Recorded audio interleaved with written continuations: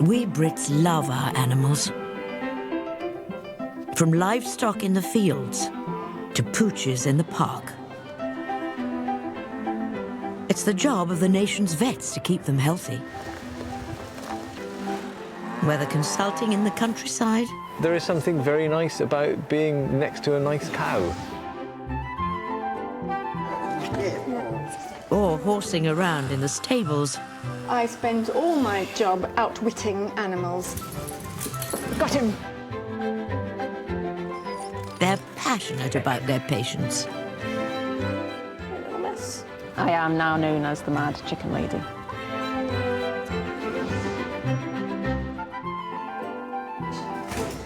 On call when the animals need them most.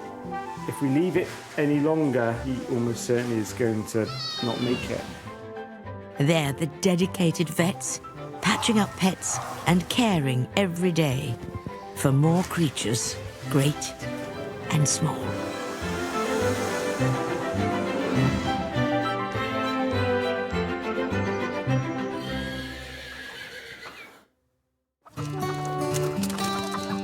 Coming up, in Fife, Megan's determined to save a rescue hen's life. We'll have her in and see what she's done. In Teesdale, farm vet Richard's called to a calf emergency. His rumen, his main stomach's full of gas. They do get to a stage where they die of it. And there's a tongue twister in store for vet Helen. She could have bitten it with the canine tooth and then it torn through. The Kingdom of Fife in Scotland. It's a mainly rural area with 400 square miles of farmland. Perfect grazing for over 1,500 farms. Keeping the vets from Ingle's practice busy. And back at base, they have their very own farm animals living in the garden. Vet Megan is particularly fond of them. I am now known as the Mad Chicken Lady. Or Crazy Chicken Lady, I think is more like it. These are ex-commercial chickens which were rescued by a team of local volunteers. One of the other ladies was looking for volunteers to get involved, so that's how I got involved, and now I'm heavily involved and spend the majority of my spare time thinking about chickens. I think chickens will be my thing. I haven't got time for anything else. There are 30 million egg-laying hens in Britain, over a third of them living in cages.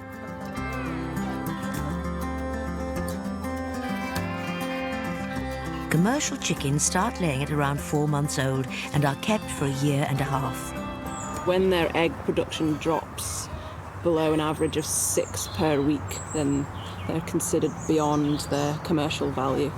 So they'll get slaughtered at that point. Some of the rescued hens arrive with serious injuries. The 5 that are over there at the moment, they all had a fractured leg each, so their legs have been repaired, whether we've mended them or whether they've done that themselves, and now they live a life of luxury out here.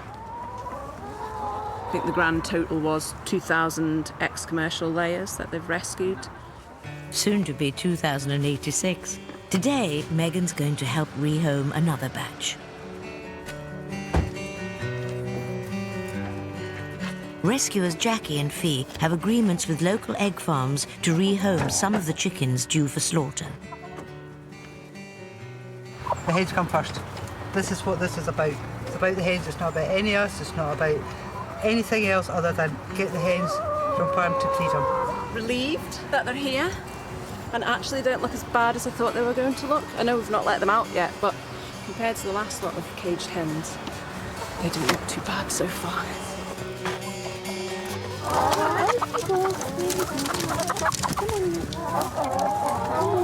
This is the first time I'll ever have seen daylight or had the room to move. Just really emotional. Some of them come out really quickly and others kind of hide. You have to tempt them out. I'm not an emotional person, but no, this gets to me. It's Megan's job to health check the chickens. She's been really badly feather pecked. She's pretty much bald. There's nothing wrong with her other than her feather problems. So when she molts and her new ones grow back in, she'll look as beautiful as all the other ones. But it takes a while. But there's a more serious case. That leg's really sore, so she'll be staying with us. Let's see what's going on. She's really limping on this left leg, so we'll have her in. We'll see what she's done, and we'll try and sort it. Newly christened Flo is the only hen to stay behind. The rest have found new homes where they could go on to live for another 10 years. This is the first time we've actually rescued hens. It feels quite good. Yeah, quite good. And hopefully, well, they're going to a very good home anyway. We're taking 4. Always kind of wanted to get some on my own, so this is our chance.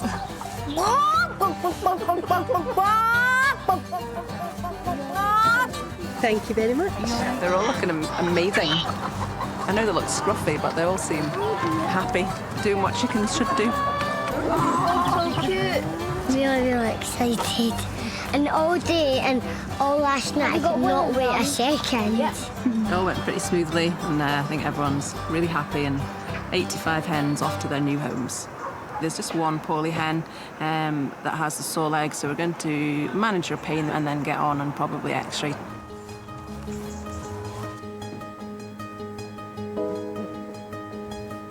I'm just going to anaesthetise her just by inhaling the anaesthetic gas.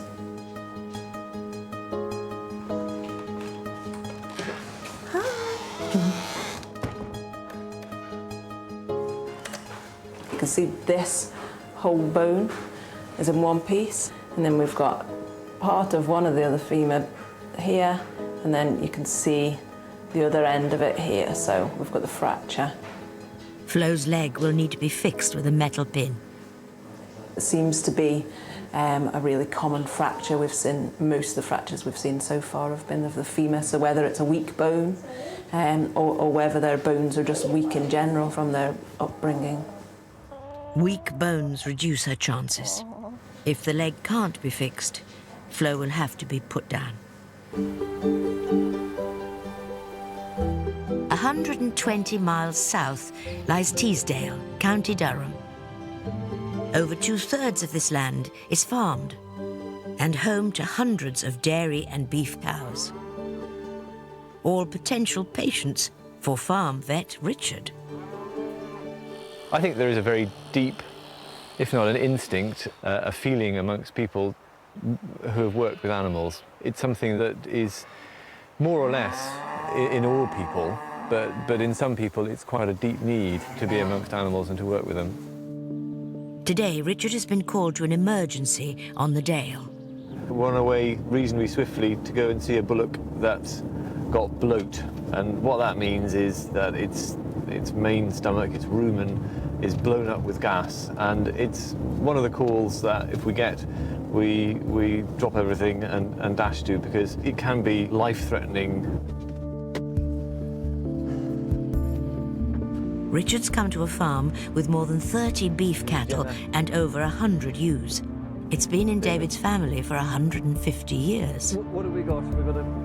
His 8-month-old calf is in a serious condition. Tea time last night, he was looking a bit seedy, like, I thought, well, see what he's like this morning. He'd gone down a bit, but he still isn't right, like. The calf is weaning, changing from a diet of milk to grass, which is tough to digest. Cows have 4 chambers in their stomachs to break down vegetable matter. The largest, the rumen, contains billions of microbes to help digest food. His main stomach, his rumen's starting to digest fibre, but occasionally there's a bit of an upset as that process is happening, and instead of burping up the gas that's being produced, it's stopping inside him, and that's what's causing the problem. It's the gas that's being produced by the fermentation of his forage diet. Now, if we leave him, it may sort itself out, but it might not, and next time he might not be so lucky. So what we're going to do is we'll put a red devil in his side. That's we call them red devils. It's a plastic spiral with a screw thread on it and a rather evil-looking spike. We anaesthetise the bullock side, make a little incision through the skin, and then that vicious-looking spike goes through the skin into the stomach, and then, as you can see, it's got a screw thread on it which picks up the wall of the rumen and holds it against the abdominal wall. And then we pull the pin out, and there's a wonderful, satisfying hiss of gas, and he deflates. They do get to a stage where they die of it. I have before now gone out to treat one, and before I've managed to do anything to it, the poor thing has popped its clogs. So I guess you can maybe see how his rumen, his main stomach's full of gas. It's not as bad as it's been by the sound of it, but it's pretty bloated. It's pushing out his side. So we're just going to put a halter on him just to hold him steady. Next job, going to give some local anaesthetic. Can you just catch his nose, David, while we do this? Just to give him something to think about.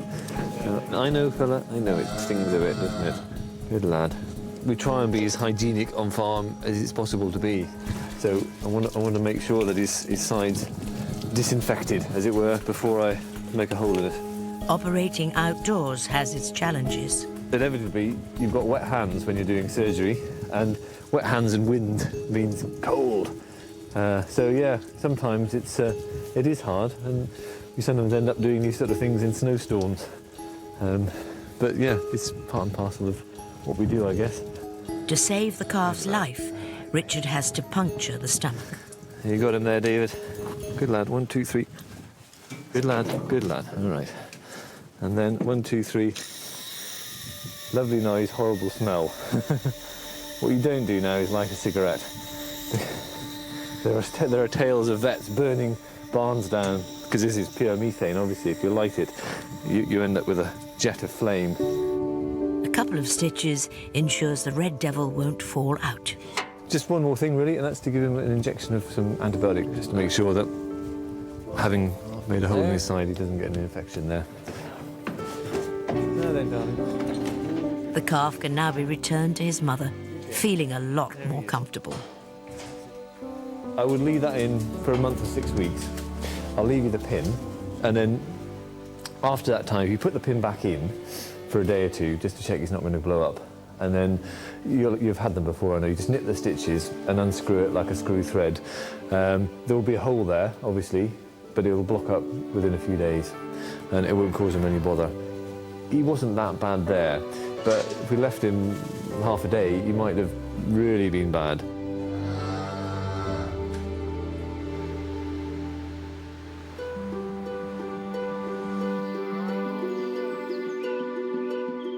In Fife, vet Megan has helped rehome hundreds of commercial hens and has adopted 5 herself. Today, her son Charlie is helping out.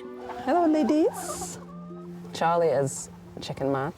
He likes to name the chickens. He likes to go and get the eggs. He's not too bothered about the cleaning out the poo or anything. And he likes to pick them up, puddle them, carry them around the garden. He just totally interacts with them all the time. 3 eggs. You hold it up. Yeah. Are they warm? Yes, all 3. That looks like we've had 4 already, Mum. And these hens have filled us with eggs for the last 6-7 months regularly. There's never been days when there's none. These ladies would not have had the best start in life, but they're certainly living it up now. Megan has just helped rehome a new batch of rescue hens. She's really limping on this left leg. But one, Flo, had to stay behind with a broken leg. We've got the fracture between those 2 ends of the bone. Today, Megan's colleague Ken will attempt to fix it. And it's a fractured femur, and it's not unusual for them to break their femurs. Their bones are really quite delicate. Right, so we just have to pluck off some feathers then. You have to pluck off the feathers too, so you can sterilise the site properly. Plucking the feathers means that they actually grow in quicker. If you cut them, they don't grow back so quickly.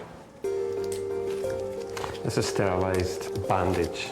That's just so I can grasp the bottom bit of the leg without any contamination. You see how the leg is bending where it shouldn't bend. It's bending here, and it shouldn't really bend there. Long term, it would stay lame if it wasn't corrected. So the fracture edges have overrun. So that's the bone. It's fractured there, and this is what's happened because it happened several days ago. The muscles have contracted and pulled it. It's overlapping, so we'll have to stretch it a bit to get it back into a better position. A caged upbringing means Flo's bones are fragile and could fracture further when Ken tries to pin them. You really can't afford to use too thick a pin, or it will crack the bone again. If that happens, she'll have to be put to sleep.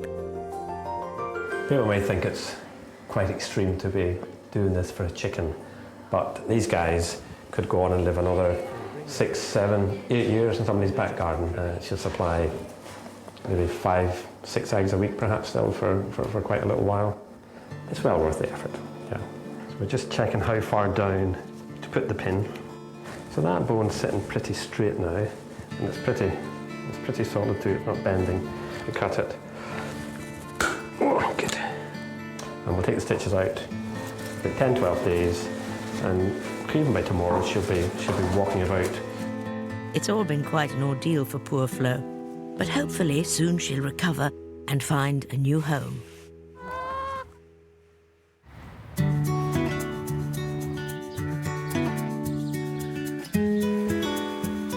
In Teesdale, Castle Vets has a steady stream of patients. Small animal vet Helen can see up to 30 a day. I'm not feeling an really obvious foreign body. Show me which toe it is. It's just slightly worrying. Is there something within her bladder? But she's not complaining. Being a vet it's a fantastic job. It's not just a job, it is a way of life as well. Her next client is 12-week-old puppy Olive with owner Willow and dad Michael.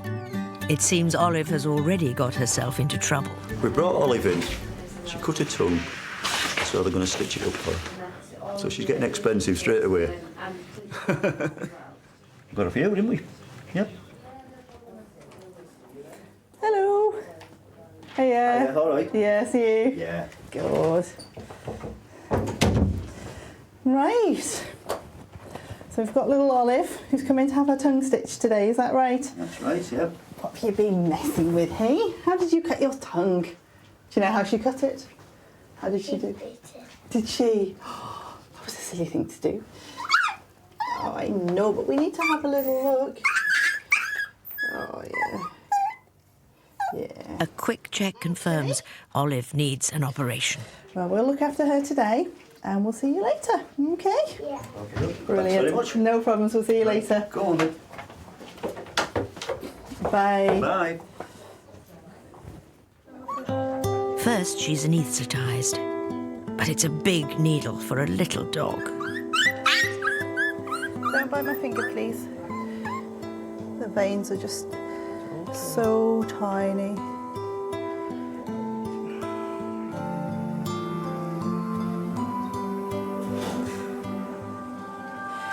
Helen sees a lot of animals with cut tongues. Commonest reason is if they lick something sharp, so like a tin can lid or something like that. That's the commonest reason for them cutting their tongues. But she could have bitten it and then with the canine tooth, and then it torn through. So basically, I'm just going to freshen up those edges a little bit. Obviously, the anaesthetic risk is much, much greater in very young animals and very old animals. Getting the anaesthetic right is harder as well, because obviously their body weight is so much less, so the quantity of anaesthetic they need is much less. Now the fiddly bit begins. So what I'm going to do is put a suture in on this side first of all, so that we've hopefully got a bit of normal shape there. Tongues will heal very, very quickly. And what I want to make sure I do is get the stitches in tight enough, but not so tight that it's sort of going to roll the tongue up or anything. So, one repaired tongue. Come on, little munchkin. 20 minutes later, a few bursts of oxygen should bring Olive round. Don't want it to bite its tongue on recovery. Oh! I'm happy it's awake enough now that it can go back in its kennel. I just wanted to make sure that it was coming around okay and it was sort of with it before we pop it back in its kennel.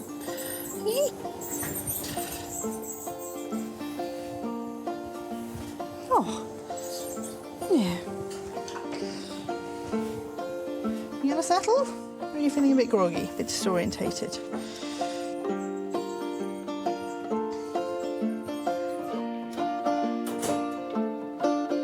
It'll take a little while for Olive to find her feet.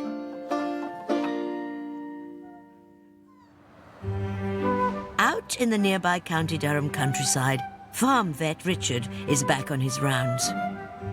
He often helps local farmers with sheep and cattle herd management, and that means a lot of pregnancy diagnosis. 1, 2, 3, 4. She's 6 weeks in calf, Nancy. 6 weeks? Yes. Some farmers have turned cattle breeding into a science, using artificial insemination and embryo transfers to create the best possible cow for market. It's a very useful technique because it means that farmers can use semen from bulls, which would certainly be too expensive for them to buy. So you can buy semen from an absolutely top quality bull for a fraction of a percent of what he's actually worth, what it would cost to buy him. It gives the farmer access to genetics that he otherwise wouldn't necessarily have access to. Today, Richard's visiting a farmer who breeds pedigree Charolais cows for the beef industry. Stephen wants to breed pedigree calves from his prize cow, Abby, which could be worth up to £10,000 each. The plan is to collect fertilized embryos from her womb, which can then be implanted into his other cows. Abby won't carry a calf herself. Her job is to be the egg donor. So what we're going to do is we're going to scan her and check her womb and ovaries, and in particular check that she's not in season at the moment. I'm just looking at her womb and checking that it looks normal, that there's no infection in there, and then I'm going to scan her ovaries, and that's a left ovary there. Bit there is the corpus luteum where an egg's been released. Going to scan her uterus, check that's all right. And really what I'm looking for there is evidence she might be pregnant. Well, I'm sure she's not. Obviously she can't be. Immaculate conception, all that. I'm scanning her right ovary now, and that's just got a few very little follicles on, so that's quite normal. So I'm happy she's not in season. Everything looks fine. She's not got any problems that would interfere with her being used for embryo transfer. Richard will control Abby's cycle with an implant. Make sure it's as hygienic as we can make it. And then this is the, it's called a CEDAR, controlled intravaginal drug releasing device. But as you can see, it's basically a T, a rubbery T. Those two wings hold it in the birth canal, and that tail sticks out to the back. And it's impregnated with a natural hormone called progesterone. Progesterone is the hormone of pregnancy. So what it does is it'll put a block on her cycle until Steve takes it out. So basically what we want to do is we want to make sure that she comes into season at the right time. And when Steve takes that out, she'll come into season 48 hours after. But Abby's not too keen on the idea. Whoa, poo coming. You mucky brute. The next stage of the operation is Steve will take the CEDAR out, she comes into season, she gets served by AI, and then a week after she's served, she'll be flushed, and that means that they'll collect the embryos out from her. Those embryos will be implanted in Stephen's other cows, who become surrogate mums. It's our best cows, so hopefully get multiple births, so you get more better breeding cows than normal, and hopefully produce livestock with superior growth and genes that will go on and produce multiples of calves for the beef industry right the way through.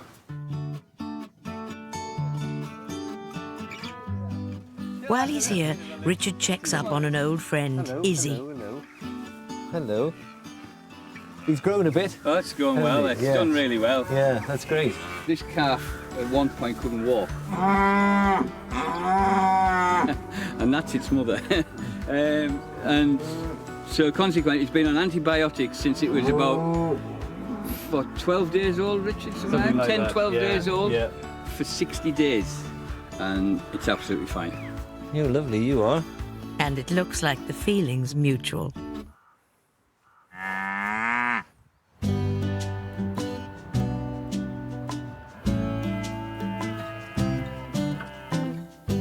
Back at base in Barnard Castle, another toddler is feeling perkier. Puppy Olive had a nasty cut on her tongue. I know, but we need to have a little look. It was tricky for vet Helen to anaesthetise such a tiny puppy. The veins are just so tiny. But now it's time for Nurse Amy to prepare Olive for home. Hello. Come on then. Let's get you home. Come on then. Take this. Right. Come on then, missus. Let's go. Hello. Do you want to have her back? She's pleased to see you. If you just keep her nice and quiet tonight and let her sleep the anaesthetic off. She didn't have a pre-med, so she might still be a little bit sleepy tonight, or she might be like that. Okay, lovely. Thank you. See you later. See you later. Hopefully Olive will keep her tongue safely in her cheek from now on.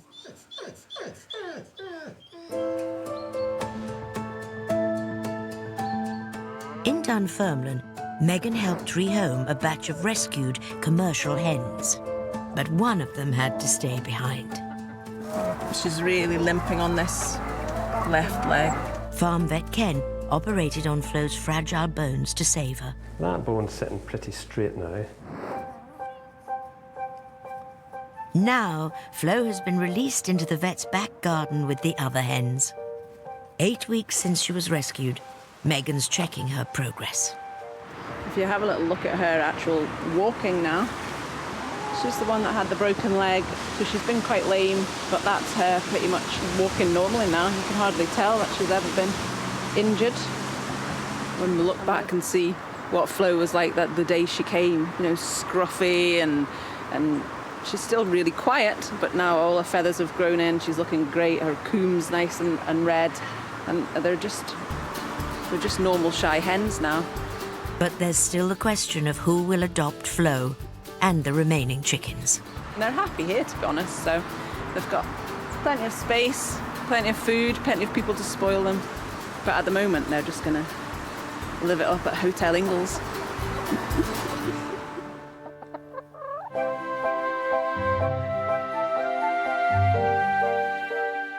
On BBC Sounds, the BBC Proms, including Proms Nottingham, music from Sherwood Forest. Listen now.